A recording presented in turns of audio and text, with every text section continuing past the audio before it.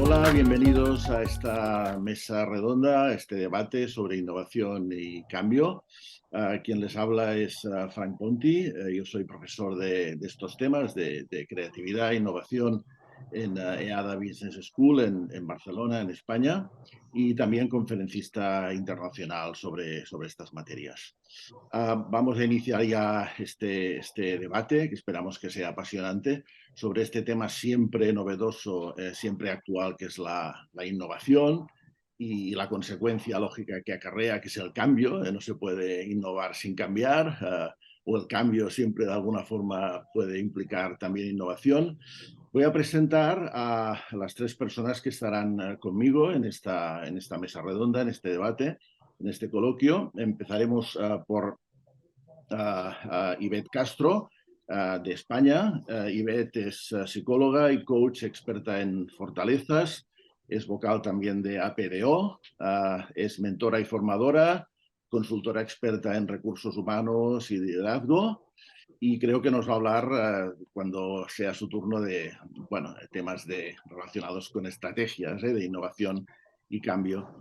También está con nosotros Albert Peters, que es el presidente del Círculo de Directivos de Habla Alemana, es auditor y es doctorado en International Management. Y finalmente Rogelio Morales, de Panamá, que es máster en terapia breve estratégica, licenciado en Derecho, con énfasis en Derecho Ambiental, facilitador y conferencista de contenidos educativos para organismos internacionales, ONGs y empresas, y también coach de equipos de alto rendimiento. Creo que podemos ya, una vez presentados los ponentes, podemos empezar con Ivette. Cada intervención durará aproximadamente unos 3 minutos. Ivette, creo que nos querías contar algo sobre 7 estrategias de innovación y cambio. Adelante.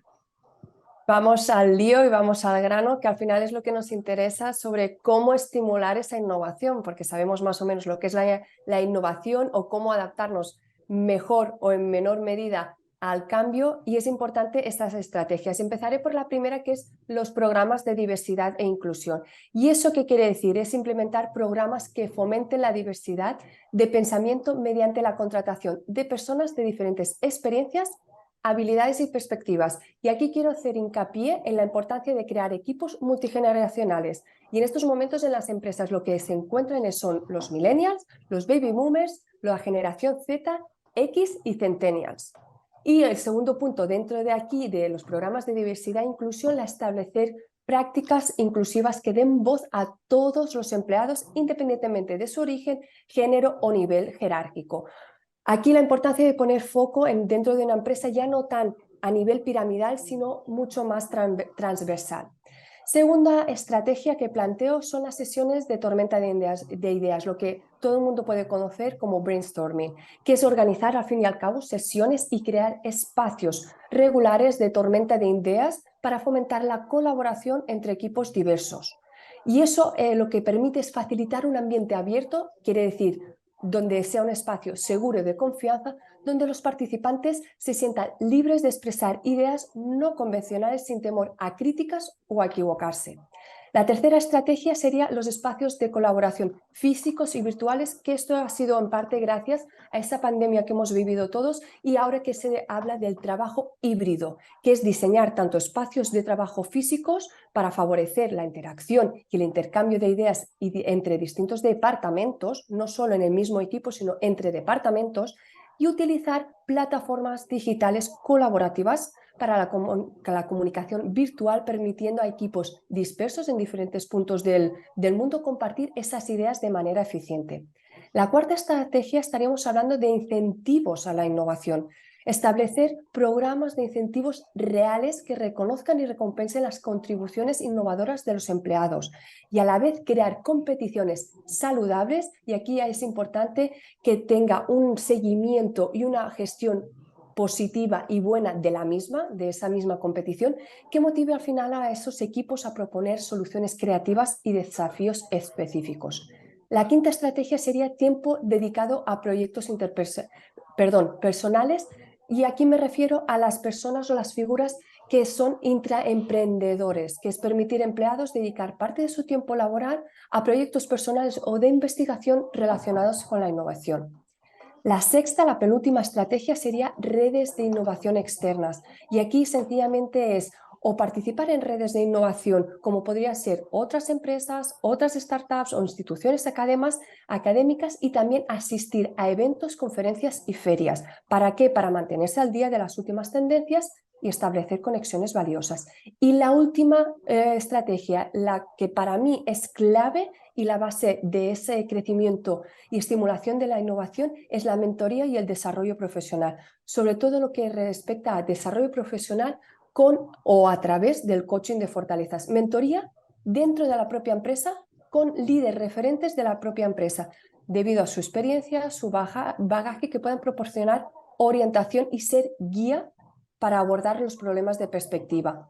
Y el tema del coaching de fortalezas para poder crear ese estímulo creativo y crecer a nivel personal a través de esas fortalezas. Muy bien, muchas gracias, Yvette, por este detalle de estas 7 estrategias que nos apoyan en la innovación y el cambio. Es el turno de nuestro representante de las tierras panameñas, a Rogelio Morales. Adelante, cuando quieras. Gracias, Franco. Hola, ¿qué tal? A todo el auditorio, muy buenos días. Espero se encuentren muy bien. Retomando un poco lo que comenta Ivette, hay una situación que actualmente se están dando en las empresas y en los centros laborales que históricamente nunca se había dado. Y esto es el hecho de que tenemos más de 3 generaciones conviviendo en el ámbito laboral. Históricamente esto nunca había pasado. Entonces, todas las herramientas que tenemos ahorita, pues es lo más novedoso. En mi experiencia, la mejor manera de integrar las distintas generaciones es crear equipos intergeneracionales. Pasa mucho en los centros laborales que los X trabajan con los X, los boomers con los boomers, los millennials con los millennials, y de ahí para abajo todo lo que sigue, quién sabe con quién trabaja. Entonces yo siempre digo, busquemos crear fuerzas de tarea donde se involucren a todas las generaciones, y les garantizo que eso va a dar ideas creativas. La creatividad no solo está en los jóvenes, la creatividad también está en las generaciones mayores, solo que a veces no tenemos las herramientas para poder implementarlo. Entonces, esa sería mi primera sugerencia. Otra cosa que yo quería comentar en mi participación, colegas, esto es que después de la pandemia tuvimos muchísimas empresas, personas también, pero nos vamos a dedicar a empresas y equipos que entraron en crisis de identidad, crisis de renovación, crisis de todo lo que se les ocurra. Al final del día fue una crisis que como humanidad nos tocó vivir, y a las empresas obviamente les pasó su respectiva factura. Si me preguntan la cualidad que tuvieron o el comportamiento que tuvieron las empresas que lograron mantenerse innovadoras a pesar de los tiempos de crisis, son poquitas cosas, pero lo primero que me gustaría mencionar es la apertura. ¿La apertura a qué? Al cambio, a las ideas, al no saber, ¿sí? Esa apertura que cada uno de nosotros muestra frente al cambio, frente al problema, frente a la crisis, es lo que determinó si una empresa tenía éxito o no. Ya me vi encerrado, ya me vi teniendo que habilitar canales de comunicación o canales de venta extra, ¿cómo yo me abro a esas nuevas tecnologías, comunicaciones, etcétera, etcétera? Y el segundo, que para mí este es el más importante, yo les digo, una vez que cuidamos este factor, la creatividad y la innovación llega por antonomasia, llega por añadidura. Y esto es cómo gestionamos el error. A nivel organizacional nos da muchísimo miedo equivocarnos, y cuando se da un error lo escondemos la mayoría de las veces. Que nadie se dé cuenta que yo me equivoqué, o incluso yo me equivoqué, levanto la mano porque me apersono a tener mi responsabilidad. ¿Y cómo reaccionan mis líderes al error? Fatal. Quiero que nos demos cuenta que el error es la materia prima, la equivocación es la materia prima de la innovación. Solamente vamos a poder innovar después de haber enfrentado errores. Las empresas, equipos u organizaciones que se muestran mucho más tolerantes y flexibles a los errores de la gente son mucho más creativas, y de hecho, y ya cosa que les cuento yo basado en mi experiencia, cometen menos errores. Las personas, cuando pensamos o cuando nos sentimos que nos están evaluando, midiendo, tendemos hacia el error.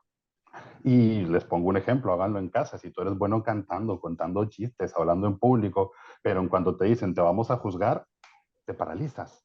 Es un fenómeno acá arriba en el cerebro que desafortunadamente corta toda innovación, corta toda inspiración. Entonces, el consejo que yo les podría dejar en este punto es, como líderes, como directivos de organizaciones, tengan una cultura de apertura al error. No apertura de vamos a esperar que todo el mundo se equivoque y después vemos cómo resolvemos. No, no, no, no, no. Esto es de permitir que la gente se arriesgue, que la gente tome decisiones. Y se los garantizo que eso va a traer innovación hacia sus empresas.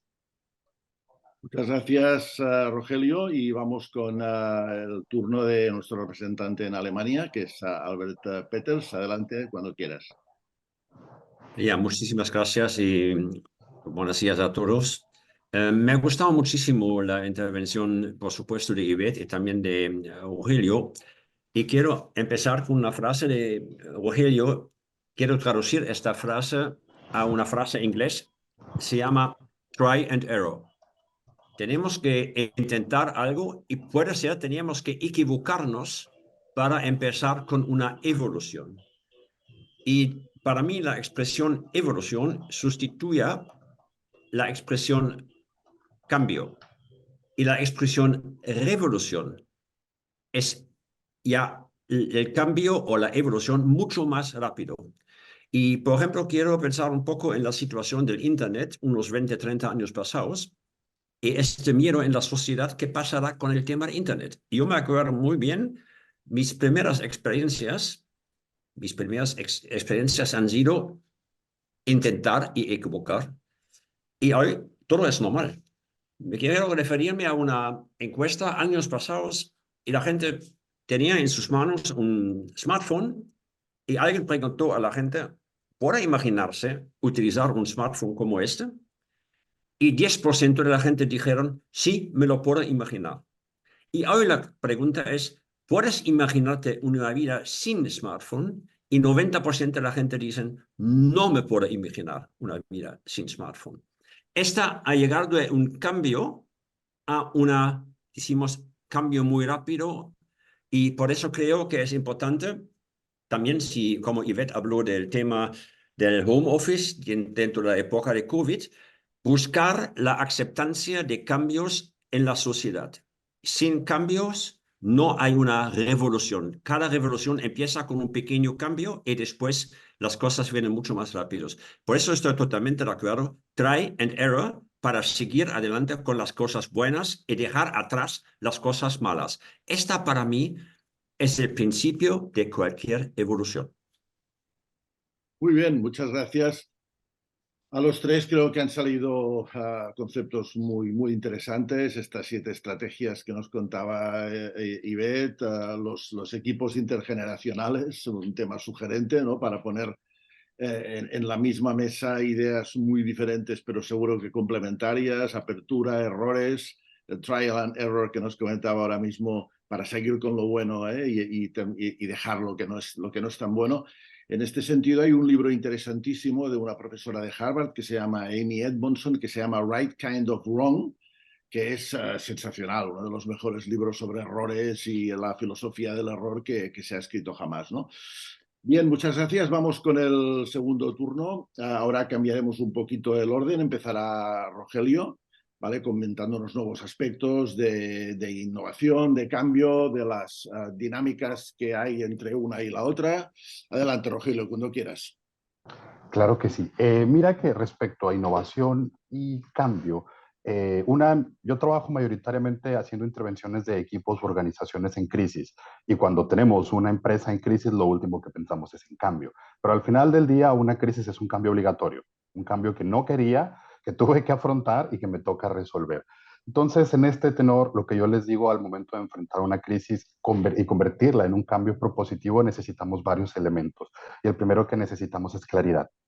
Muchas veces me dicen, pero es que no sabemos nada, no sabemos de dónde va el proyecto, no sabemos qué es parte del proceso. Incluso hoy en la mañana tenía una conversación donde me decían, no sé cuál es la meta para el año. Entonces yo les decía, bueno, esa es la claridad que tenemos ahorita, los vacíos de información. Poder identificar lo que sabemos y lo que no sabemos es clave, porque en lo que no sabemos, en vinculación a lo que sí sabemos, ahí nace la creatividad. Recordemos que la creatividad al final del día es la capacidad de vincular conceptos diferentes enfocados a soluciones diferentes. Entonces, si queremos que se dé esa vinculación, pues necesitamos crearlo. Por último, aquí me gustaría agregar algo porque me dicen, Rogelio, ¿cómo traigo más innovación a mi empresa? Y yo les digo, bueno, la innovación no es una meta, es un resultado de otras cosas. Y esto yo lo explico de la siguiente manera. En toda organización, en todo grupo de personas, pero ahorita estamos hablando específicamente de organizaciones, pero esto aplica hasta para una familia.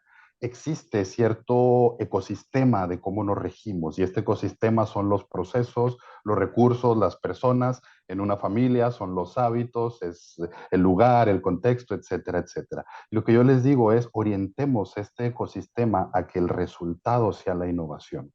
¿Cómo orientamos a mi ecosistema organizacional a que se dé este resultado como innovación? Bueno, contando con las estrategias de tiempo, de forma y de resultados y sobre todo tener esos momentos, como bien lo decía Ivette, de poder hacer brainstorming, de poder sentarnos a reflexionar. Los espacios de stop and reflect son increíblemente necesarios.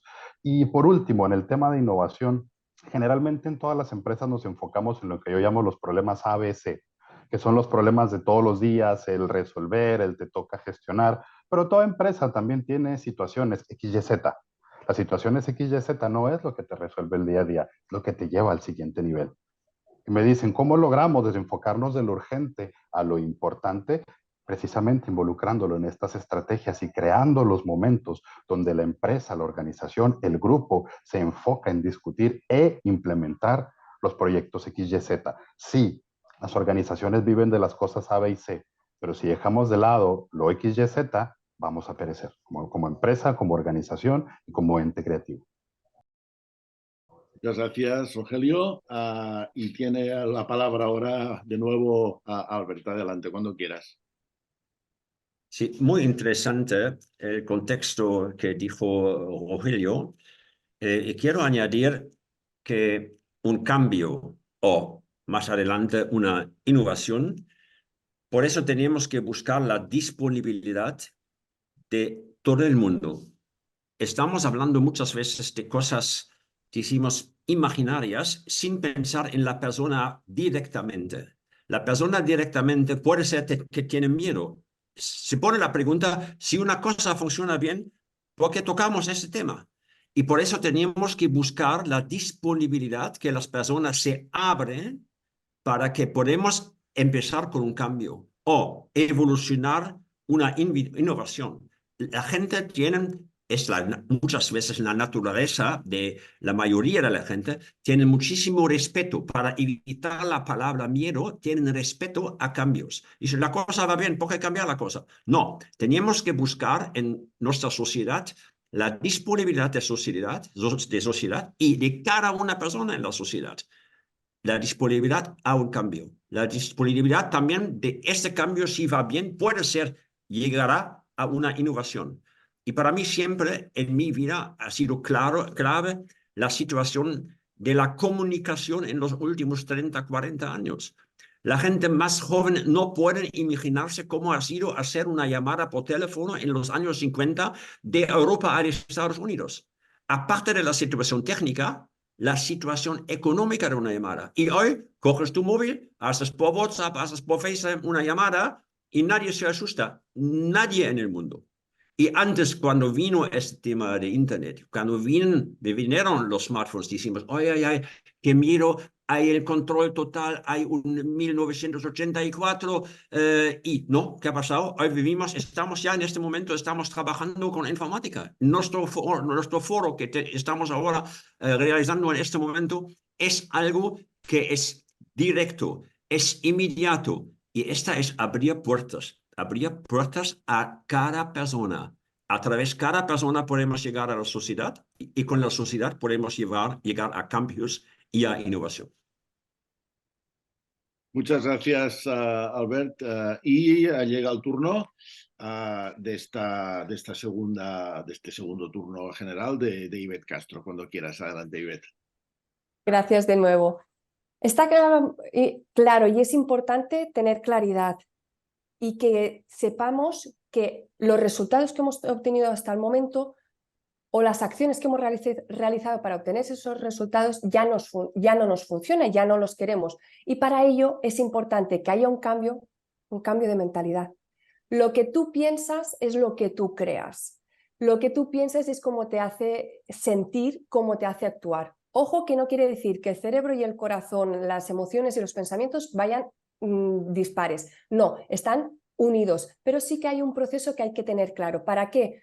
Porque para que sea efectivo ese cambio y potenciar y hacer crecer esa innovación es importante un cambio de pensamiento, un cambio de mentalidad, una mentalidad de crecimiento, no una mentalidad fija en el siempre se ha hecho así, yo soy así, nunca cambiaré, como diría alguna canción, sino esa mentalidad de crecimiento que te permite creer que tienes esa capacidad de aprendizaje, de evolución, como estaban hablando mis compañeros, y de aprender nuevas cosas. Y que al final esos cambios, más que tener miedo a esos cambios, tomarlos como un reto aquello de decir, que aunque haya una incertidumbre, de saber decir, y aún así, ¿qué es lo bueno que hay detrás que me puede aportar? ¿Y qué es lo que yo puedo aportar? Porque no nos olvidemos que al final, y han hablado tanto Rogelio como Albert, el tema del miedo.